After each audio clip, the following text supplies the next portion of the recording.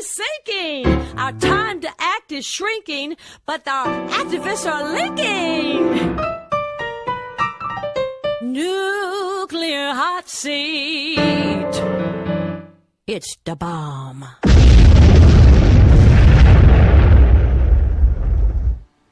Welcome to Nuclear Hot Seat, the weekly international news magazine keeping you up to date on all things nuclear from a different perspective.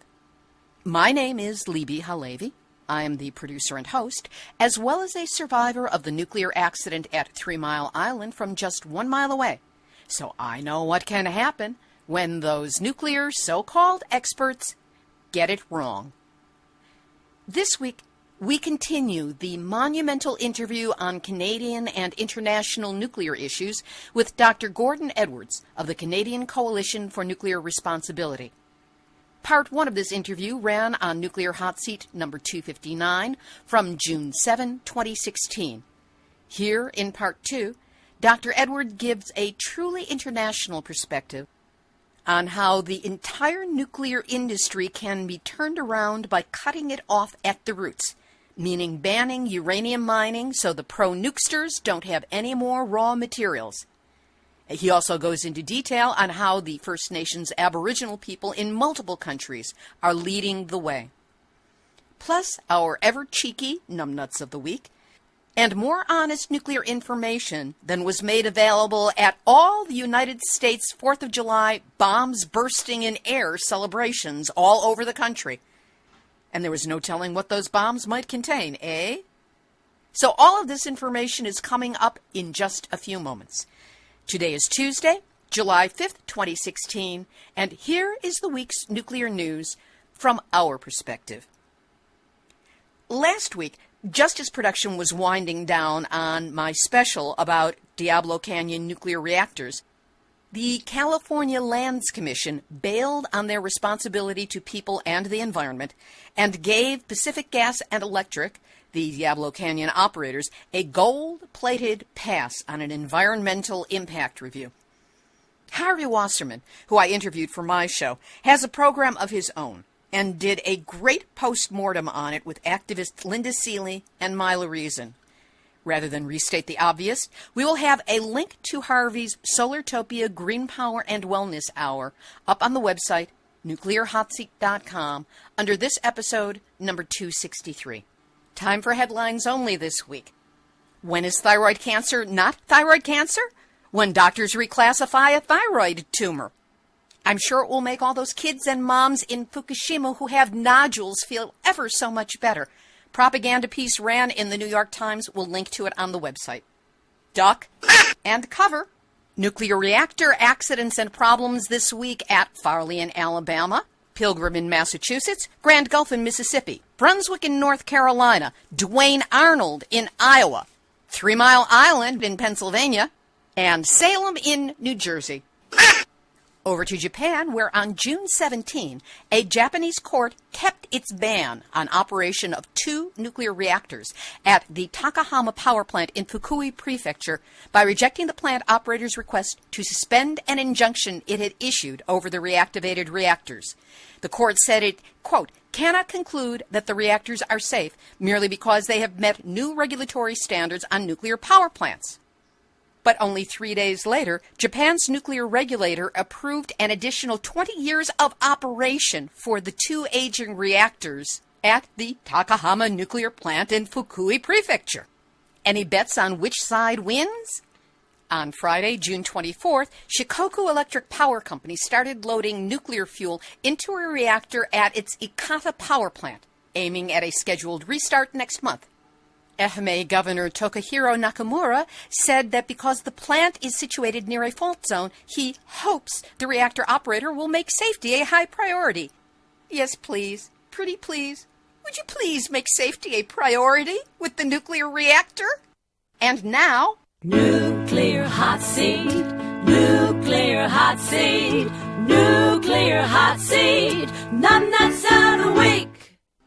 On Tuesday, June 28th, the Chiba municipal government filed for environmental ministry approval to lift the radioactive designation for waste stored in the city that was contaminated by the Fukushima reactor meltdowns over 5 years ago. These are the big green trash bags that have already broken open, the contents blown around and dispersed widely into the environment. The request was made after the city found that levels of radioactive materials in the designated waste are lower than the national designation standards of over 8,000 becquerels per kilogram. But no word of what was tested, from where it was taken, how it was tested, how much of it was tested. We just have to take the government's assurances. This applies to 7.7 tons of designated waste in Chiba that is currently stored at a waste disposal center. The lifting of the designation will allow the city to dispose of the waste the same way as general waste. You know, dump it, spew it, use it in building materials to create roads and schools and other buildings where people live. Hey, you know, by the time it starts killing people, no one will be able to figure out where it came from, so the guys doing this will get off the hook. And that is why, Chiba Municipal Government, you are this week's Nuclear Hot Seat, numbnuts of the week. Here's this week's featured interview. Dr. Gordon Edwards is president of the Canadian Coalition for Nuclear Responsibility and one of Canada's best-known independent experts on nuclear technology.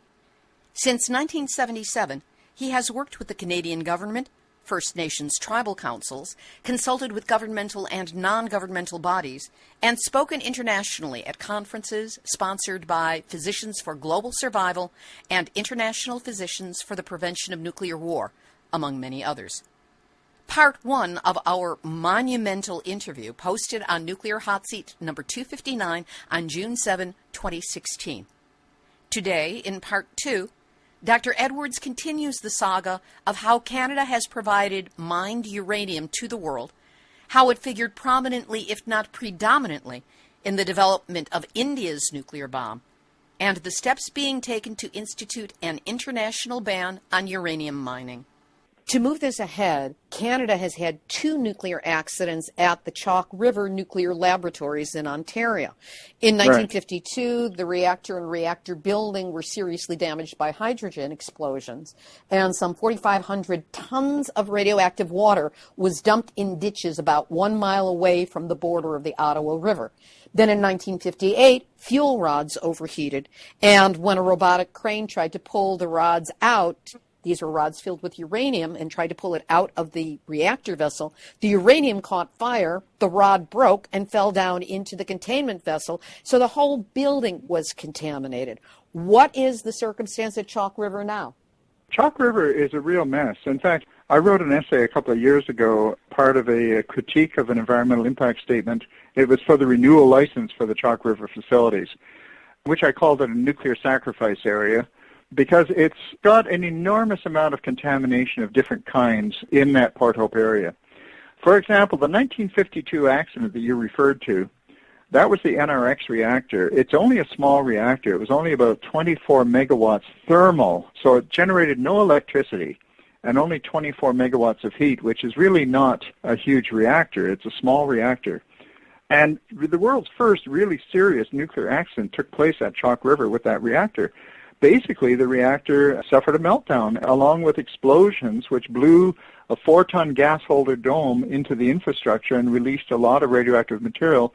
It was sort of like a mini Chernobyl in the sense that you had those explosions, you had the meltdown, but the meltdown did not go right into the ground. They were able to arrest it, as they did at 3 Mile Island. They were able to arrest it before it went through the foundations of the plant.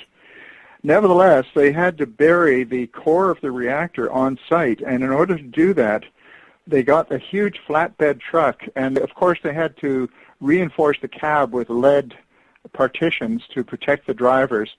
And they had a relay team of drivers who would just run to the cab of the truck and drive the truck for like 2 minutes and then run out, and somebody else would run in and drive it for 2 minutes and run out.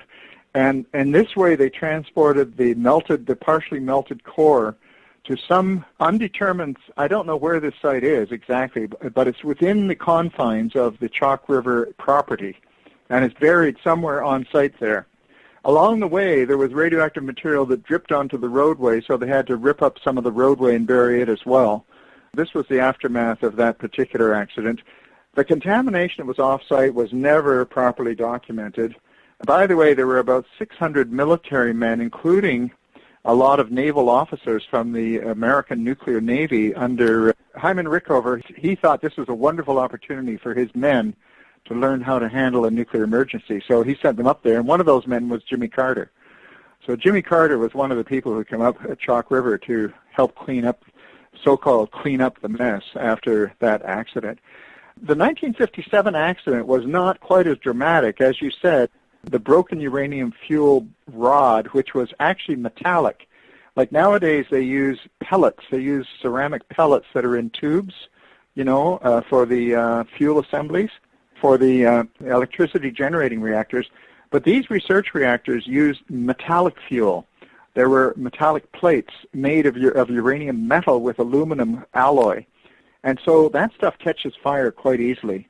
And when that stuff catches fire, it broke off, about a 3-foot-long portion broke off and fell into a maintenance pit, and it spread fission products and transuranic elements like plutonium and americium all throughout the interior of the building. And again, they had about 600 men in that case also involved in the cleanup. And I myself was involved in getting a pension for one of these men who suffered over 200 operations for cancers all over his body, very unusual cancers. But there is no effort on the part of the authorities to follow up the medical histories of these people. There's no interest. We had to go to 7 different hearings to get this man, his name was Bjarne Paulsen, to get him his compensation for the injuries he suffered and ultimately killed him. And each time they fought tooth and nail to deny. First of all, they denied that he was ever there. Second, they agreed that he was there, but that he never was exposed to radioactivity. The third case, they said, yes, he was exposed to radioactivity, but it was not enough to cause any harm, et cetera, et cetera, et cetera. So one of the things that I learned from that episode was that the people in the industry have not the slightest interest in knowing what the effects of radioactivity are. They just want to close their eyes to it and deny that it's a problem because it's not their problem. And that, of course, is the way the industry operates around the world. That's right. They have a huge inventory of radioactive waste of all kinds at Chalk River, including a tank. It's called, this is just one of many, many different items. If anybody wants to know more about this, they can go to my website, www.ccnr.org, and look in the essays and answers part, and you will find it there about the nuclear sacrifice area. But they have a tank there consisting of 23,000 liters. Each liter is about the same size as a quart. 23,000 liters of very highly radioactive liquid waste. And it also contains a small quantity of highly enriched uranium. That's the stuff that was used in the Hiroshima bomb. It's directly weapons-usable uranium. It's not like normal uranium that comes out of the ground. It's been highly enriched to over 93%. This material is a witch's brew of radioactive materials of all kinds. It includes cesium-137, iodine-131, krypton-85, all that stuff. Plutonium is in there too. Americium is in there. And they now want to ship this 23,000 liters of material in liquid form over public roads about 2,000 kilometers from Chalk River down to the Savannah River site in South Carolina for no particularly good reason other than, they say, to repatriate the highly enriched uranium, because the highly enriched uranium could theoretically be used for bombs, and so therefore they want to get it back into the States. But this means over 100 to 150 shipments over public roads of this highly dangerous liquid. And all of these shipments would be secret because of the fact that it's weapons-usable material, and it would also be accompanied by heavily armed guards with orders to shoot to kill, once again because it's weapons-usable material. All of this is unnecessary because the Chalk River people, in 2011 when they got their license, the thing that I wrote my paper for about the nuclear legacy, the nuclear sacrifice area, they had already agreed to solidify this material on site. When you say solidify, you mean through vitrification? Not through vitrification. They have another process called cementation, which is turning it into a kind of a concrete type of solid. Mm-hmm. But this would be much less environmentally threatening to handle because liquid, of course, runs everywhere. If liquid leaks, it just goes everywhere. Whereas solid, you at least have the potential with robotic equipment to retrieve it and scoop it up again. The fact that it's weapons usable material could also be handled on site, and this has also been discussed in the past. There's a process called down blending, which is the opposite of enrichment. Instead of making the percentage of uranium-235 higher and higher and higher like you do in an enrichment plant, you make it lower and lower and lower by down blending it. And this can be down blended to the point where it is no longer weapons usable material and therefore poses no security threat from a nuclear weapons point of view. That's what's happening in Indonesia. They have highly enriched uranium leftovers, and they are given permission to down blend it. So this is just one example of a general fact that everybody should be aware of. And that general fact is this. Whereas it is true that in North America and Western Europe and hopefully the world, the nuclear power age is winding down, the age of nuclear waste is just beginning. And we have to be more vigilant than ever in terms of keeping an eye on what's happening with this waste material and what they're doing with it, and to allow them to just do what they want with it, to allow them to just sort of put it into the marketplace or dump it into landfills or dump it into water bodies or transport it over public roads without any real good reason for that is criminal. And people should be aware of this, and they should be alert, because only if the public is aroused and aware can this be prevented. And the industry and the governments that supported those industries have to be held to account to really look after this stuff on site. Unfortunately, nobody knows how to neutralize radioactivity. We don't know how to turn it off. That's the problem. We don't know how to turn off radioactivity. It's a form of nuclear energy which cannot be shut off. And that's what caused the meltdown at Chernobyl. That's what caused the meltdown at Fukushima. It wasn't the reactors that melted down. It's the nuclear waste inside the reactors that melted down. And the reason the nuclear waste melts down is because you can't shut off the radioactivity. There's no way to shut it off. And that radioactivity generates enough heat to drive the temperature higher and higher and higher and higher until when it gets to 5,000 degrees Fahrenheit, it melts. Now that we're talking about nuclear waste, certainly for most Americans, the most blatant Canadian nuclear issue, which is taking place on the shores of Lake Huron, which is that Ontario Power Generation, OPG, has proposed siting a high-level nuclear waste dump within 1 mile of the shores of Lake Huron and thus the entire Great Lakes. Given that this is the largest freshwater body in the world and provides drinking water to over 40 million people, it really boggles the mind that this is even being contemplated, let alone has gotten so close to a green light from the Canadian government. And even though when Prime Minister Harper lost the latest election to Justin Trudeau, we all expected that Trudeau would come riding up on a white horse and pull the plug on this, that has not quite happen. Can you give us a readout on what the current politics are around this? Well, yes, there you've put your finger, of course, on this big problem, and that is the age of nuclear waste is upon us. If you think about this industry coming to an end, which it seems to be doing, you know, the reactors are slowly shutting down one by one, winking out, as you might say. We've got fewer reactors today in Canada than we had 10 years ago. You've got fewer reactors in the United States than you had 10 years ago because they're shutting down the old ones and they're not really building many new ones. And even if they did build new ones, they couldn't build them as fast as they shut down the old ones. That's true even worldwide.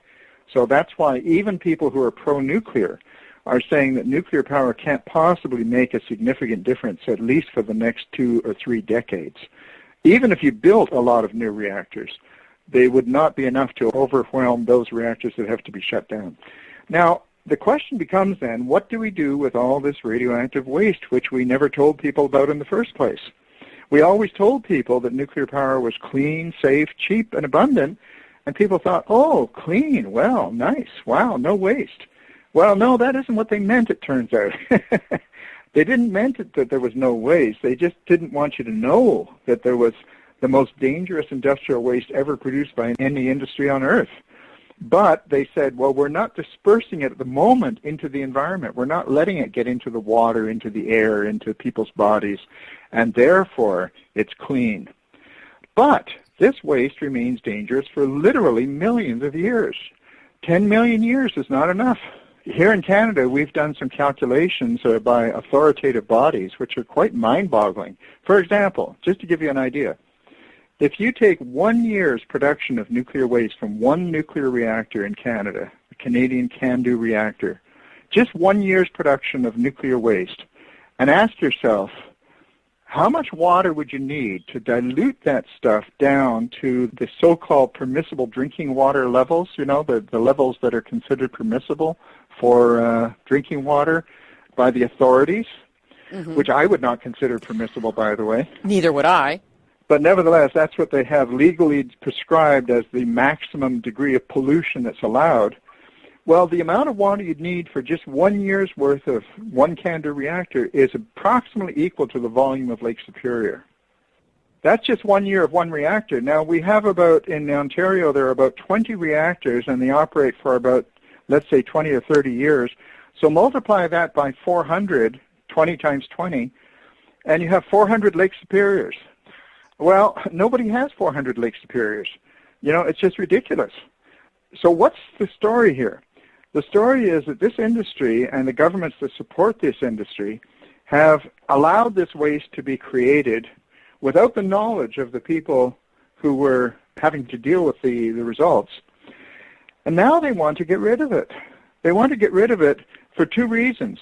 In the case of the industry, they want to limit their liability so that they can draw a line and say, okay, beyond this point in time, we are no longer liable. We are no longer responsible. You can't sue us because it's not our problem anymore. It's your problem. And the government similarly wants to limit its regulatory role and say, well, look, we don't have to continue to monitor this and continue to look after it, continue to spend money if we can just somehow get rid of it, say a scientific Hail Mary and walk away. And so that's what the whole impetus is for this idea of abandonment of nuclear waste. And we have come to the conclusion within our organization, the Canadian Coalition for Nuclear Responsibility, that this is a fundamentally irresponsible attitude, that we have no right to abandon this waste. It has to be perpetually monitored. It has to be perpetually looked after for our own benefit. And that means that ultimately the responsibility for this is a public responsibility. It does have to be transferred to the public domain away from the private domain, because these private corporations, they go out of business. They go bankrupt. They're nowhere to be found. So it has to be a collective responsibility to look after it just for our own sake, not because we like the stuff. But in the meantime, we should stop making more of it. You know, I mean, if the proposition had been presented to people fairly in the first place, they would have said, well, that's a crazy technology. Let's not do it at all. And so we've got ourselves into this mess because we were lied to. Now, what they're trying to do on the shores of Lake Huron is they have, in fact, the largest nuclear complex in North America is situated right there beside Lake Huron. It's called the Bruce Nuclear Center. There are 9 nuclear reactors there, 8 of them operating, 1 of them shut down permanently. There's also an awful lot of nuclear waste, not only the nuclear waste from those 8 reactors, but also nuclear waste which has been collected from the other 12 reactors in Ontario that have been transported over public roads up to this area beside Lake Huron for temporary storage. Because they're now realizing that they don't have any long-term capability of planning to look after this stuff in perpetuity, they want to bury it. And of course, one of their arguments is, well, isn't it safer to be underground than above ground, you know? Well, that's not really the argument, because what their real purpose is not so much to bury it for safety's sake, but to abandon it for the corporation's sake. What they want to do, and in fact, they say right in their environmental impact statement that the operation has 4 phases. There's the preparation, which involves the digging up this underground repository, excavating. Second is emplacing the waste and packaging and putting the waste all down there. This is not the high-level waste, however. This is all the other waste, all the low-level and intermediate-level waste, they call it. It's not the high-level waste, which is the irradiated nuclear fuel. Nevertheless, it's very dangerous material, and there's an awful lot of it. Then they have something called closure, which means that they seal it all up again, do the zipper up, and then the fourth phase is abandonment. And that's what the bottom line is. The only justification for this project is abandonment. If they can actually walk away from it, then it's worth their while to spend the money to do it. But if they had to continue to look after it in perpetuity, then why bother going to such an expense?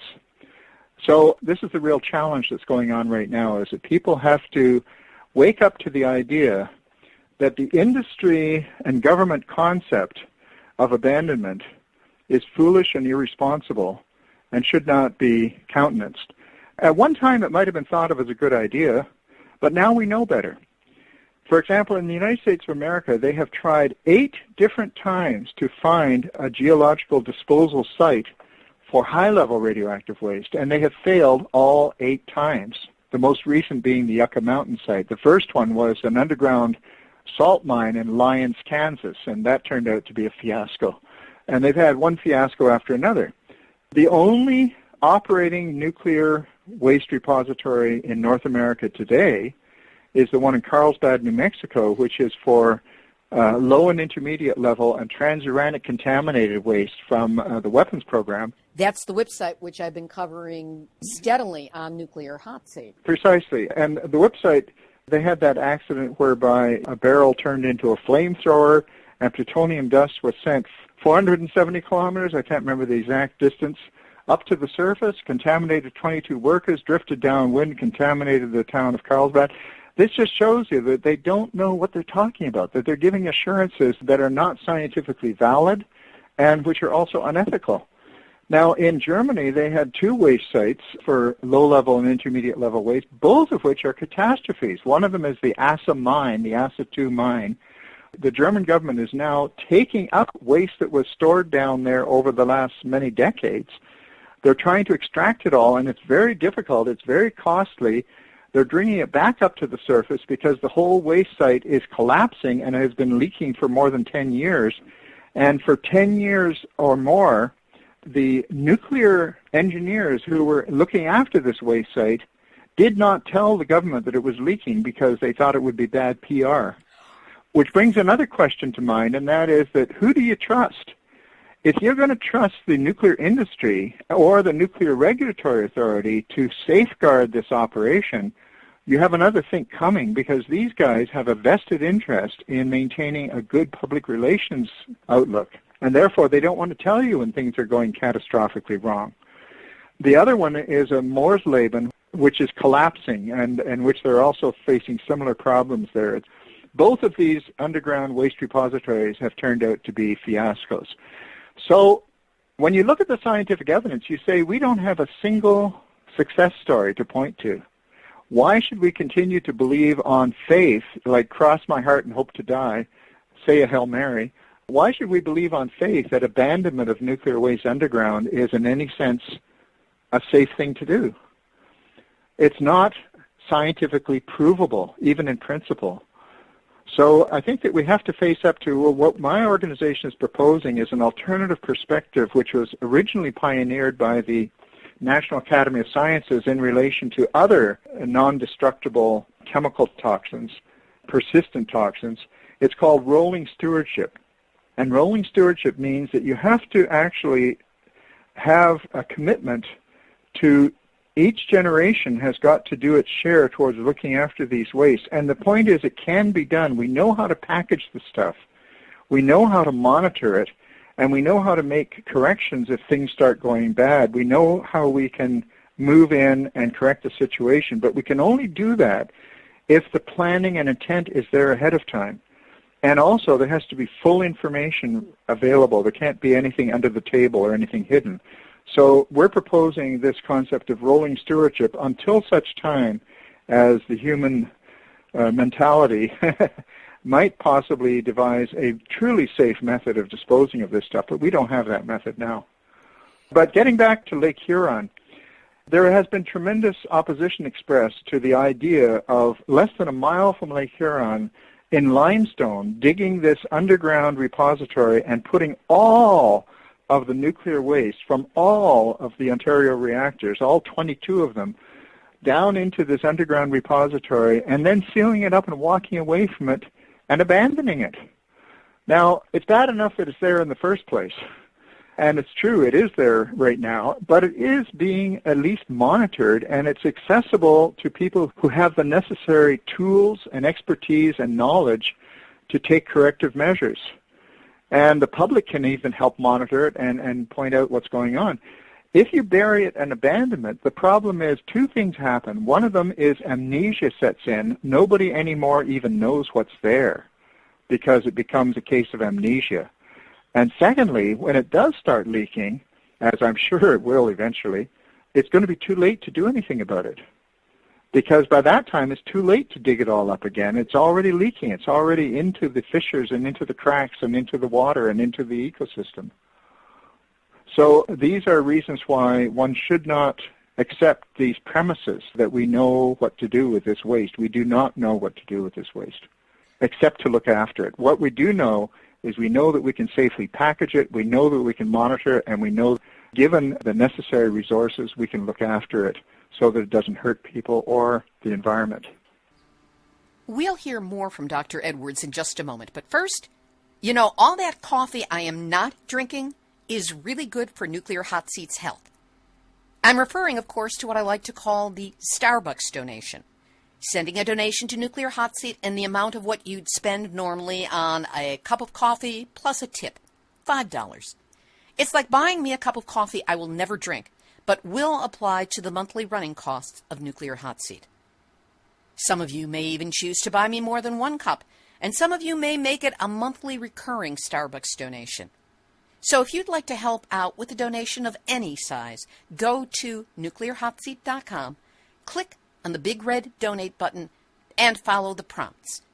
You can donate by credit card without using PayPal, and if you prefer to sidestep our electronica and wish to send a check, you can email me at info@nuclearhotseat.com, and by return email, you'll know where to send it. Know that whatever you can do to help, it's necessary, it's appreciated, and as always, I am deeply grateful for your support. Now back to the third and concluding portion of the Nuclear Hot Seat interview with Dr. Gordon Edwards. I do have a few questions that came through from Nuclear Hot Seat listeners who wanted specific issues addressed. Two provinces, British Columbia and Nova Scotia, have already banned uranium mining completely. And in Quebec, the provincial government is considering that step, or at least extending the existing temporary moratorium indefinitely, which makes it sound like they want to make it permanent with the option of rescinding it in the future. Can you shed any light on the current situation in Quebec? Yeah, well, this is a good example of where you really see nuclear politics at work.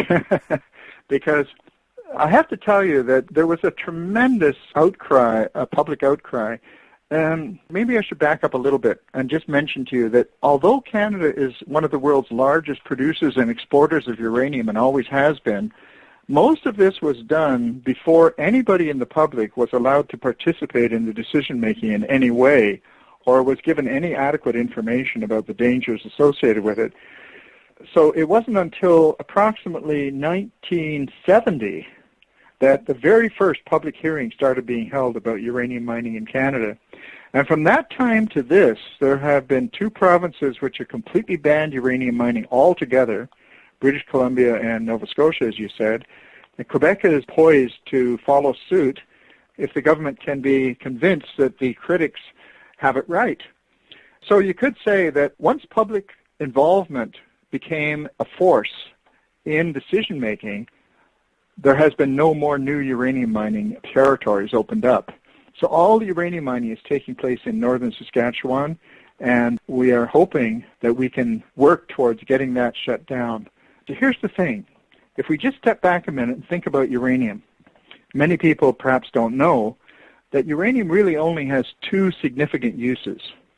One of them is atomic bombs, and it can either be used directly in atomic bombs by using highly enriched uranium, or it can be used in a nuclear reactor as fuel. That's the only other real significant use.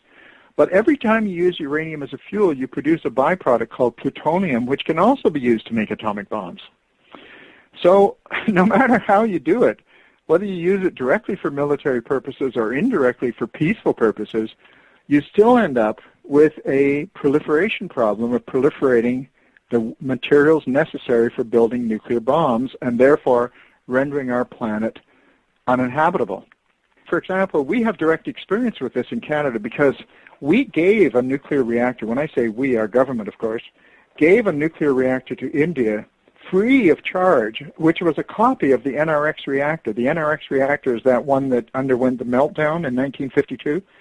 And as I mentioned to you earlier in this interview, that reactor was the world's best plutonium-producing reactor. It had the highest neutron flux for many years of any reactor in the world. When we were using that reactor in Chalk River, we were producing plutonium and selling it to the Americans for bombs as a way of financing our peaceful research into nuclear power. And we were also sending some of that plutonium to Britain to help them with their nuclear weapons program, although not explicitly. It was not stated at any time that we were using it to help their nuclear weapons program, but that's in fact what we did. We sent plutonium from Chalk River to Britain in the same calendar year that Britain exploded its first nuclear weapon in the Montebello Islands off of Australia. And in fact, all of the pilot plant work that was done for the Sellafield plutonium reprocessing plant in Britain, what it was then called Windscale, all of the research, all of the pilot plant work for that was done directly at Chalk River. They did the research at Chalk River. We built a plutonium reprocessing plant at Chalk River for that purpose. Then we turn around, and out of the goodness of our hearts, we give a civilian peaceful nuclear reactor to India to help catapult them into the modern age. India turned around and did exactly what we did with that stuff. They used it to make plutonium, and then they used that plutonium to make their first atomic bomb, which was detonated in 1974, called Smiling Buddha. So the first atomic bomb explosion that India made was from plutonium produced in a gift nuclear reactor given by the Canadian government. It just shows you the connections, you know, and when you realize that this is what you're doing, then you realize that you cannot separate the peaceful atom and the military atom. There's no way you can do this. It's all separated only in people's minds and by pieces of paper.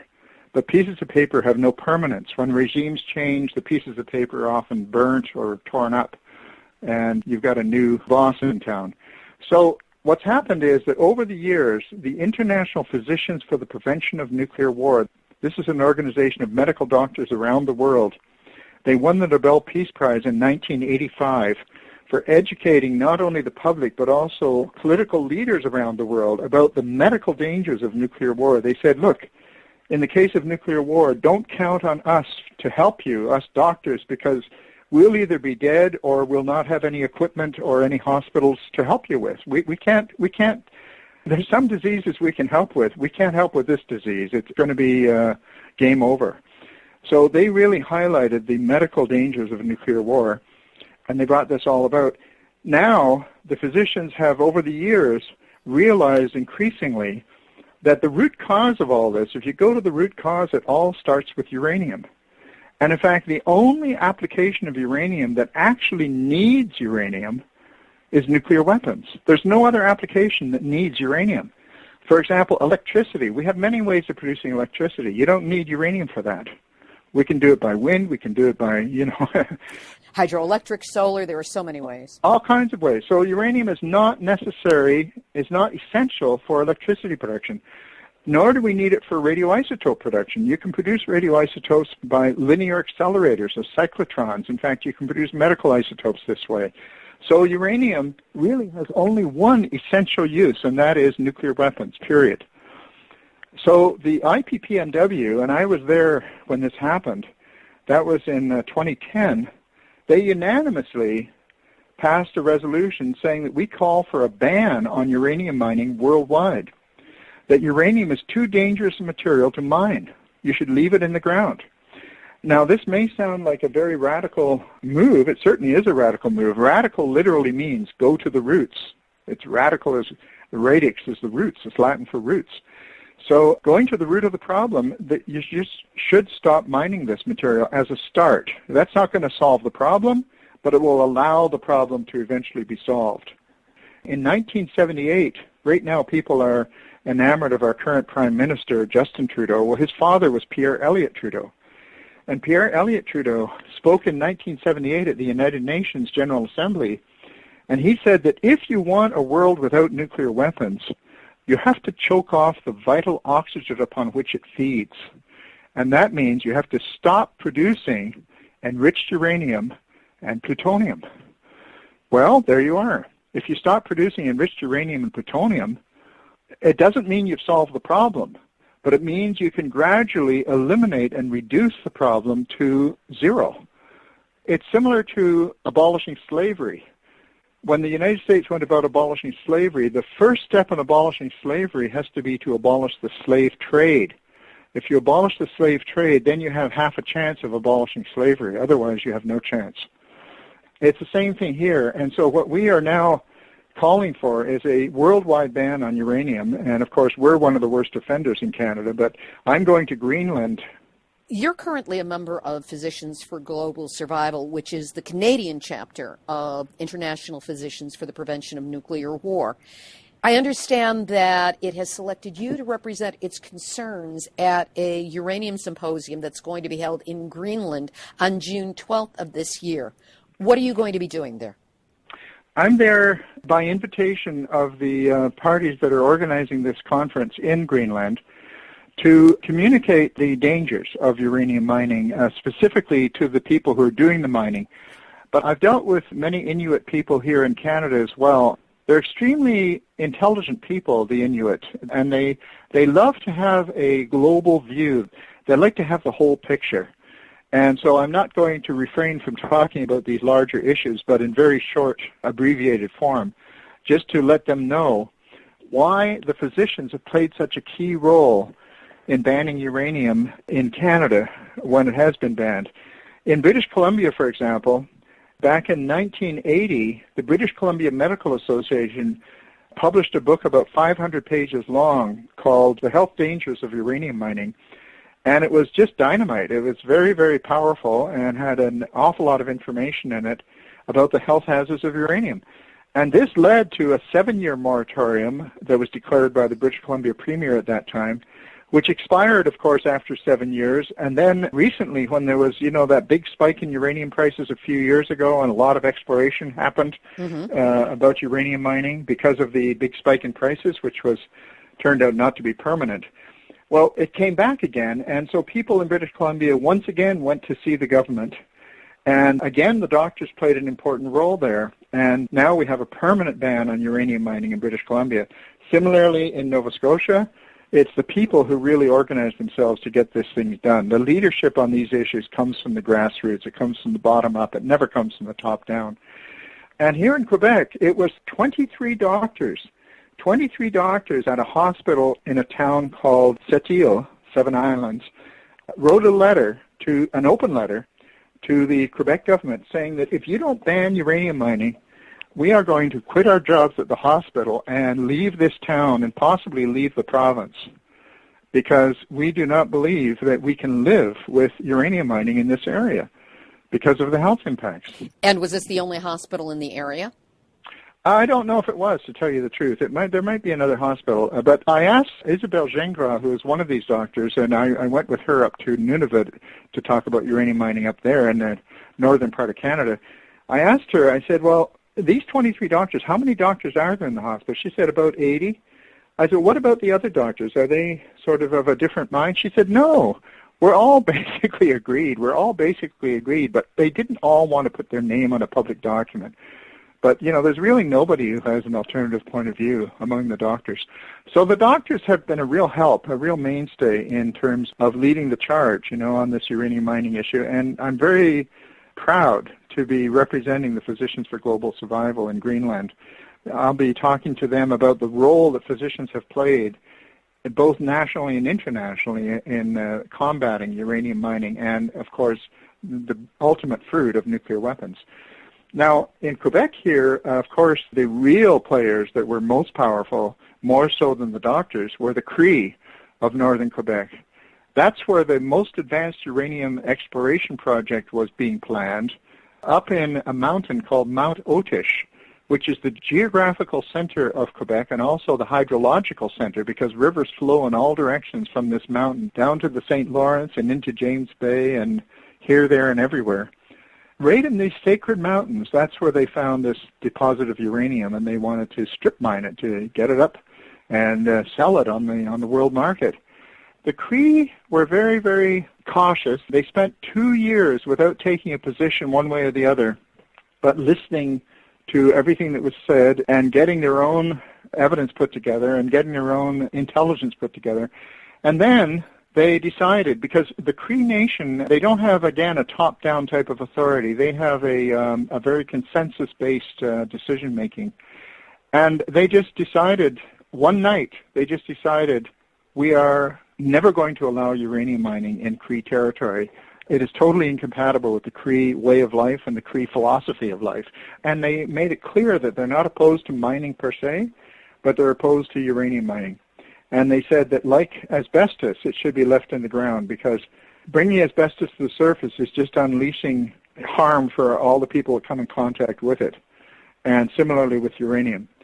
They have taken a very strong position, and in fact the Grand Chief of the Cree is going to be going with me to Greenland in a couple of weeks, and he's a very eloquent man, Matthew Kuncombe, and he is going to speak to this issue as well. I was at the uranium conference that took place in Quebec City last year, and I was able to meet him and interview him and heard him speak a number of times. And it was inspiring to hear the position that he took and the clarity with which he expressed it. So it's great that he's going to be going and speaking here again. What are the possible outcomes from this uranium symposium? Well, gosh, it's, one swallow does not a summer make. What we have found, and what my belief is that people have to be informed in language that makes sense to them about what these dangers are, and the whole subject has to be demystified. And don't forget, we have a big language barrier here. For example, my material has to be translated into Greenlandic.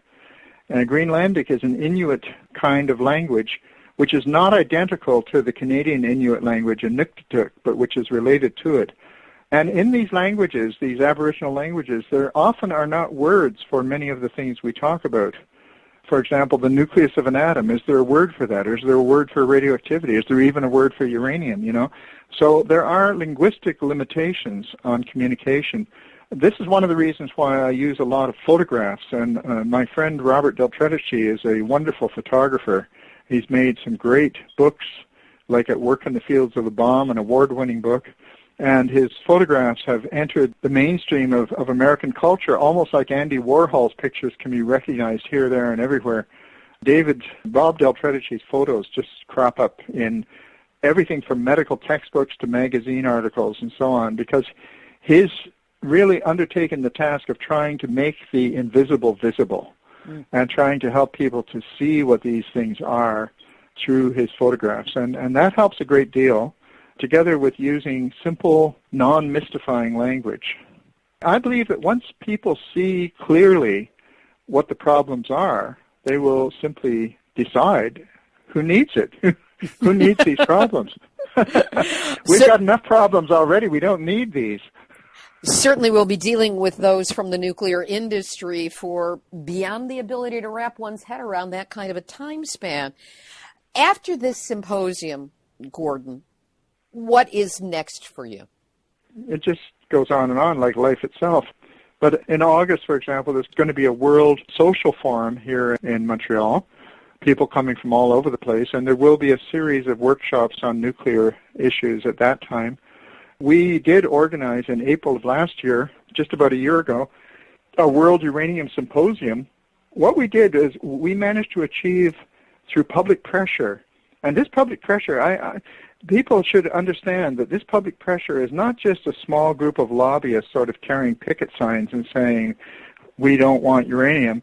It's from medical doctors, it's from the Cree Nation, it's from 400 municipalities, 400 Quebec municipalities who passed resolutions through their town councils opposing nuclear energy and uranium in Quebec.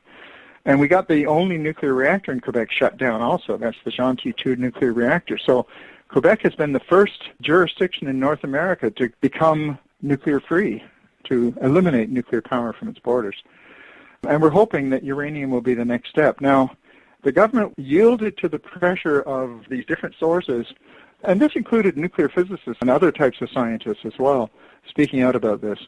So they declared a one-year moratorium, and during that one-year moratorium there was going to be public hearings, a kind of an environmental impact hearings on the generic question of uranium mining, not a specific uranium mining, but just the generic question, should there be uranium mining in Quebec? And that panel, which is called the BAP panel, gave its report in June of last year, and so for April of that same year, we scheduled this World Uranium Symposium where people came from all over to participate in a 3-day event, and out of that World Uranium Symposium came a declaration. And that declaration was signed on to by many, many groups attending the conference and many groups subsequently, calling for a worldwide ban on uranium mining, picking up the initiative from the IPPNW people again, the International Physicians people. I was there for that conference, and I was a witness to the signing, and it was very moving because it felt that something historic had taken place and that it was the start of a new phase in the process of phasing out all things nuclear. Yeah, I think there's a convergence happening, and sometimes it always seems too slow, but then again, we humans live too fast, perhaps.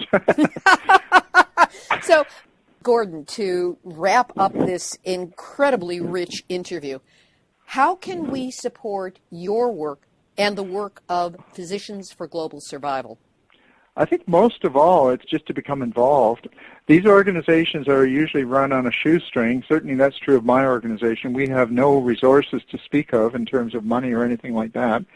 But we have a website, and anybody who wants to play a role in their own communities or to link up with other groups, I would suggest that people should really join groups in their own area, or maybe if they have physician friends, for example, they could talk to physician friends and ask if they know about this Nobel Prize-winning group, the International Physicians for the Prevention of Nuclear War, which has expanded its scope, as we know, to include uranium mining and nuclear power as well.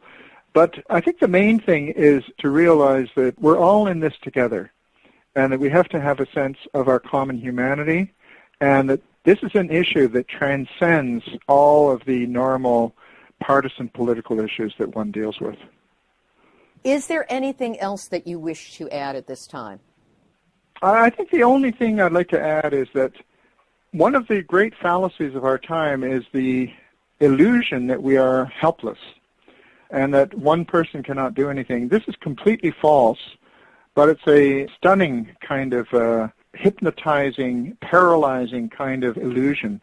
And people have to break through that and realize that it's simply not true. I myself, when I first became involved in this, was extremely filled with self-doubt, a feeling almost of foolishness, sort of saying, what am I doing this for? It seems foolish. I mean, who am I to tell people anything? But the fact of the matter is, I decided to give it a try because my mentor, who was a man now dead, told me, look, he said, you're a scientist. The scientific method is you do an experiment. You see what the results are. You don't prejudge. So if you think that you're helpless, fine. Do an experiment. Try something and see if you're helpless. And the funny thing is that ever since I started trying to do something, things happen. And it turns out that you're not helpless at all. You just think you are. But as soon as you try and we all have circles of influence, whether it's our own family, whether it's our work environment, whether it's a club we belong to, or a community that we're in. We all have our own sphere of influence, and that's where you start. But it's got to start also with your own determination to become a reliable source of information, which means self-education. That if you educate yourself and be honest, scrupulously honest about passing on information that you know is good information, And if you don't know the answer to something, just say, well, I don't know. I'll see if I can find out. It's amazing what you can accomplish. Dr. Gordon Edwards of the Canadian Coalition for Nuclear Responsibility. This interview was recorded before Dr. Edwards addressed the conference in Greenland, which has since taken place. To find out what he covered, we have a series of links up on the website, nuclearhotseat.com, under this episode, number 263. These links include his talk in Greenland, the PowerPoint he used, and 2 Danish interviews. They're in English, by the way. One is on the medical aspects of uranium mining, and the other on remediation of a uranium mining site in Saskatchewan. Activist shout-out! Japan's upper house elections are coming up on July 10. It is seen as a last chance to keep Prime Minister Shinzo Abe's Liberal Democratic Party and its cronies from gaining a complete chokehold over the government. If they win enough seats, Japan's peace constitution will be completely eviscerated. The march towards restarting all of the nuclear reactors that are currently shut down will proceed at a faster clip, and people who will be forced to return to the radioactive areas in Fukushima will be in an even more hopeless situation. In Nuclear Hot Seat's Voices from Japan, episode number 149, from April 22nd, 2014, we interviewed Taro Yamamoto, an upper house member and former actor who has always been looking out for the well-being of Fukushima's victims, especially children, and who honors the sanctity of the Constitution. Now there is another bright young man who hopes to join Yamamoto in the upper house. Yohei Miyake is a musician running in the election on a peace and anti-nuclear platform. He also stresses the importance of helping Fukushima victims and preventing exposure to radiation, and is the only politician in this election who regularly talks about the Hibakusha, Japanese survivors of the atom bombs dropped on Hiroshima and Nagasaki. Miyake is attracting huge crowds with his message. He ran in 2013, but because of some strangeness in Japan's election categories, even though he won a huge portion of the popular vote, he did not gain a seat in the upper house at that time. But Yohei Miyake is running under a different category this time, and we at Nuclear Hot Seat wish him every success. This has been Nuclear Hot Seat for Tuesday, July 5th, 2016.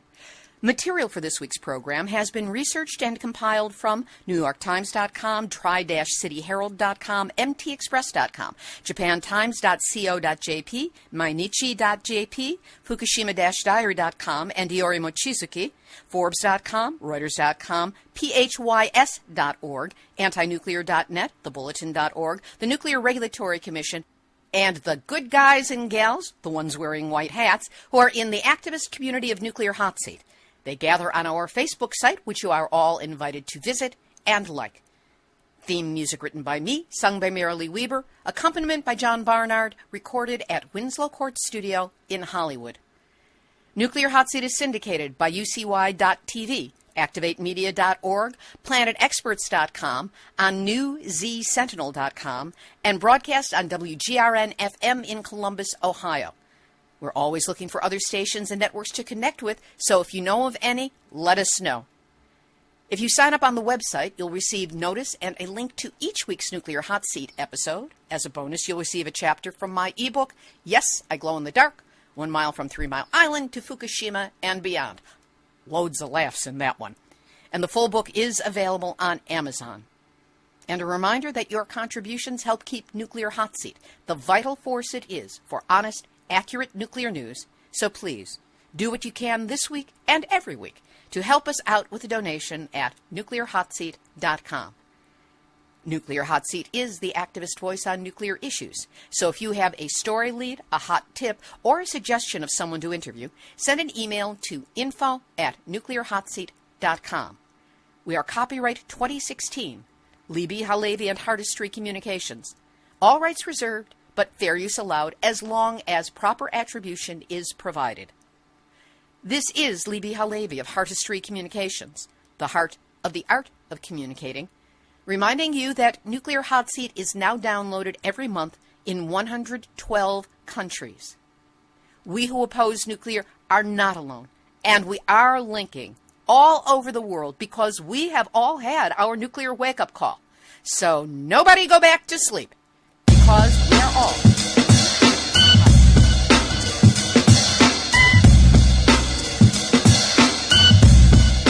The Anti-Media Radio, your host Nick Burnby here on UC.